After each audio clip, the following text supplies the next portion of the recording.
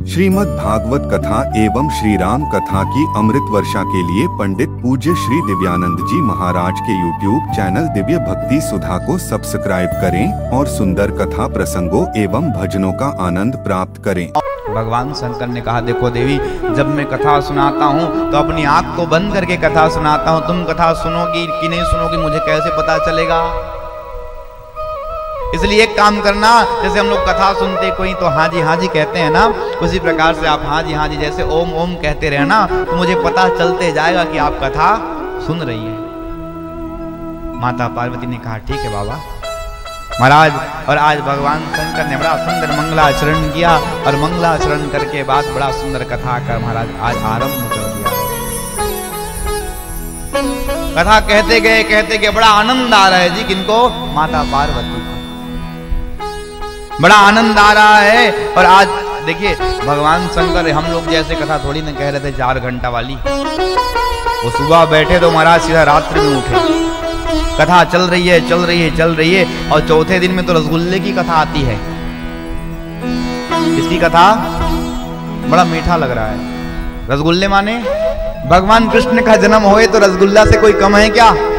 इतना मीठा मीठा कथा महाराज, इतना सुंदर सुंदर कथा चल रही है। ओह, बड़े आनंद के साथ सुन रही है। हाँ जी कह रही कौन? पार्वती मैया।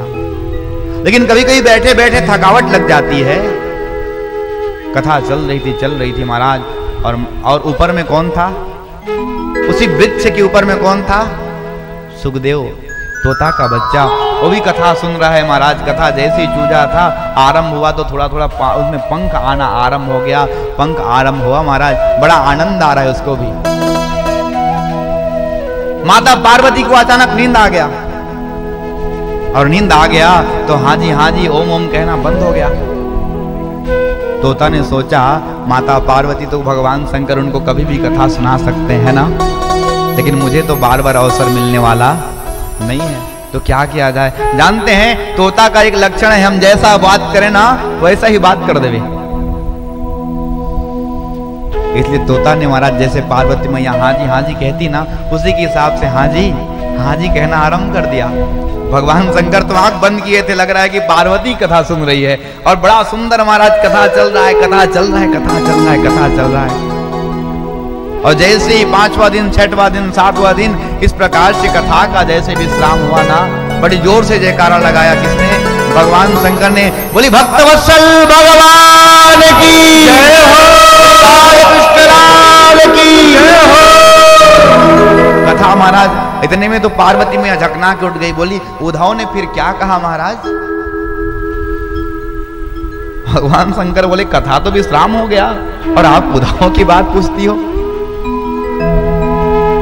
प्रभु हम तो सो गए थे। तो कथा किसने सुना? हाँ जी कौन कह रहा था?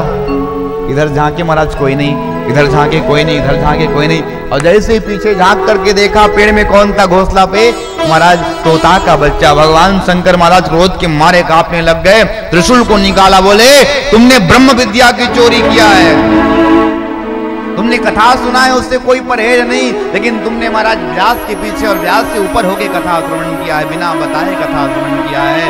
और आज जैसे ही आज निकाला, त्रिशूल को निकाल करके दौड़ाने लग गए। सुखदेव महाराज तोता का बच्चा उड़ते आज हिमालय पर्वत के नीचे आ गए, बद्रिकाश्रम पर।